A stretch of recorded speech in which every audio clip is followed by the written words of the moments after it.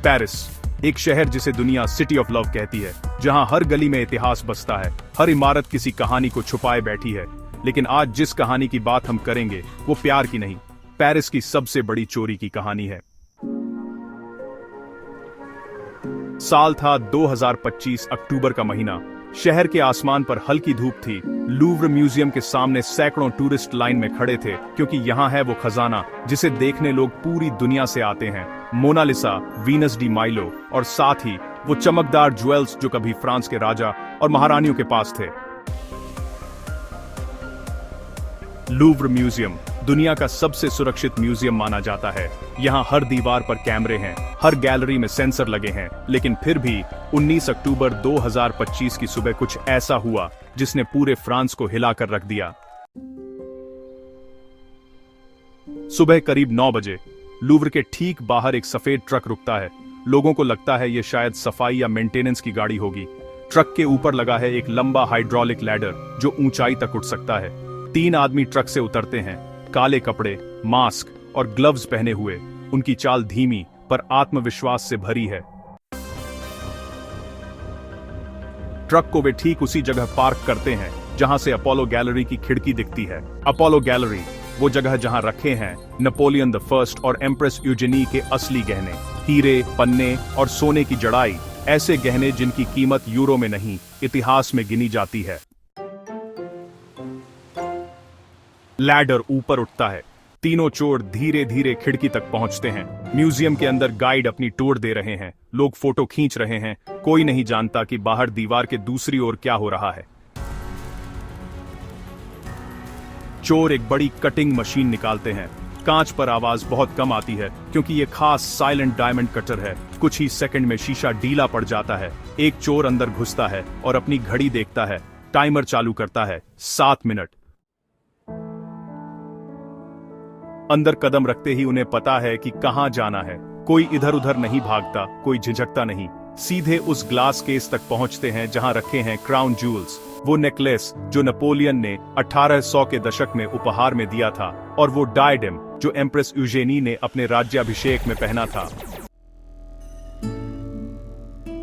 वे tool निकालते हैं, case का लॉक काटते हैं और धीरे धीरे सारे ज्वेल्स एक खास बैग में रखते हैं जिसमें शोर कम करने वाला मटेरियल लगा होता है। कोई अलार्म नहीं बजता क्योंकि उन्होंने पहले ही सिस्टम की टाइमिंग समझ रखी थी। और बस 6 मिनट 68 सेकंड बाद वे खिड़की से बाहर निकलते हैं। लैडर नीचे आता है और ट्रक उसी शांति से सड़क से गायब हो जाता है जैसे कभी था ही नहीं। जब तक किसी ने अपोलो गैलरी में कुछ गड़बड़ देखी तब तक करीब आधा घंटा बीत चुका था। अलार्म एक्टिवेट हुआ, पुलिस को बुलाया गया, लेकिन वो 30 मिनट इस केस की सबसे बड़ी देरी साबित हुई। पुलिस ने सीसीटीवी फुटेज देखी, लेकिन अजीब बात यह थी कि जिस कैमरे को उस खिड़की पर फोकस होना चाहिए था वो थोड़ा तिरछा था और उसी दिशा में रिकॉर्डिंग नहीं हो रही थी। मतलब किसी ने पहले से सेटिंग बदल दी थी। अब सवाल उठता है, क्या ये अंदर का काम था? क्या किसी को पहले से पता था कि कौन सा केस कमजोर है, कौन सी गैलरी में कितनी सिक्योरिटी है और कैमरे किस एंगल पर लगे हैं? फ्रेंच पुलिस को शक था कि इस पूरे ऑपरेशन के पीछे कोई इंटरनेशनल गैंग है, क्योंकि इस तरह की सटीक प्लानिंग और 7 मिनट की एग्जीक्यूशन किसी आम चोर के बस की बात नहीं थी। पुलिस ने पूरे फ्रांस और यूरोप में अलर्ट जारी किया। मीडिया ने इसे नाम दिया the Paris heist. Social media पर लोग हैरान थे कि जहां मोनालिसा जैसी पेंटिंग की सुरक्षा में सैकड़ों गार्ड हैं, वहां कोई कैसे इतना बड़ा चोरी कांड कर सकता है।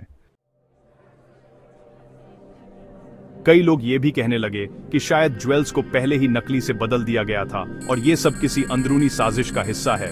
लेकिन जब म्यूजियम के एक्सपर्ट्स ने शोकेस की जांच की तो साफ हुआ कि चोरी हुई वस्तुएं असली थीं। उनमें से एक एक टुकड़ा फ्रांस की पहचान थी। कुछ ही दिनों में पुलिस ने 2 संदिग्धों को पकड़ा। उनमें से एक का कनेक्शन बेल्जियम से था, दूसरे का नाम पहले भी कई इंटरनेशनल स्मगलिंग केस में आया था। लेकिन जब उनसे पूछताछ की गई तो उन्होंने सिर्फ इतना कहा, हमने कुछ नहीं किया, असली खिलाड़ी कोई और है। मीडिया रिपोर्ट्स के अनुसार उनके पास से कुछ खास उपकरण मिले जो उसी तरह के थे जैसे हाइस्ट में इस्तेमाल हुए थे, लेकिन ज्वेल्स वो अब तक गायब हैं। कई एक्सपर्ट्स का कहना है कि गहने शायद पहले ही पिघला दिए गए हों, क्योंकि इतने यूनिक डिजाइन वाले पीस कहीं भी खुले बाजार में बेचना असंभव है। दूसरे कहते हैं कि शायद वो अब किसी अरब शेख या कलेक्टर के प्राइवेट वॉल्ट में छिपे हैं। इस पूरी घटना के बाद लूव्र म्यूजियम ने अपनी सिक्योरिटी सिस्टम को पूरी तरह बदल दिया। नए कैमरे, नए अलार्म और हर गैलरी में गार्ड्स की ड्यूटी रोटेशन तय की गई। फ्रांस सरकार ने इसे राष्ट्रीय शर्म कहा। फ्रेंच जनता गुस्से में थी, क्योंकि ये सिर्फ कुछ गहनों की चोरी नहीं थी, ये उनके इतिहास की चोरी थी। नेपोलियन और यूजेनी के वो ज्वेल्स उनकी सांस्कृतिक पहचान थे, जिन्हें किसी ने 7 मिनट में छीन लिया। अब सोचिए, कितनी सटीक प्लानिंग रही होगी।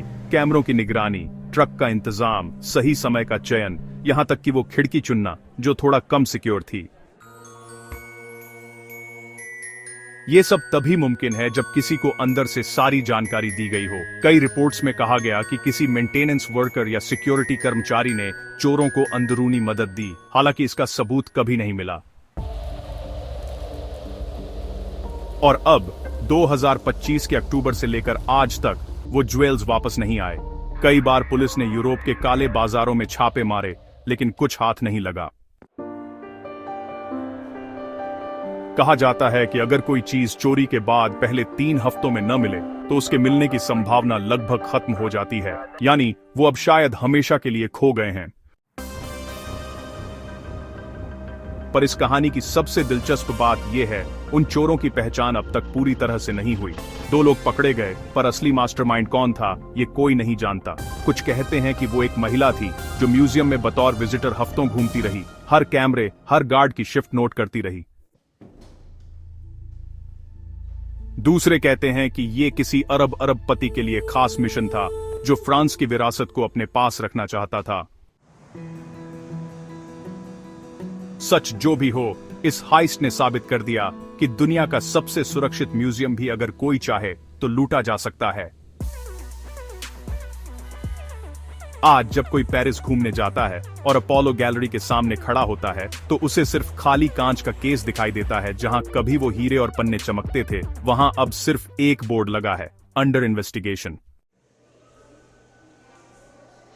और वो केस देखकर हर कोई सोचता है, क्या वो 7 मिनट का जादू फिर कभी दोहराया जाएगा? क्या वो गहने कभी वापस आएंगे, या वो अब हमेशा के लिए किसी गुमनाम लॉकर में बंद हैं, जहां सिर्फ वही 3 लोग जानते हैं कि असली खजाना कहां छिपा है?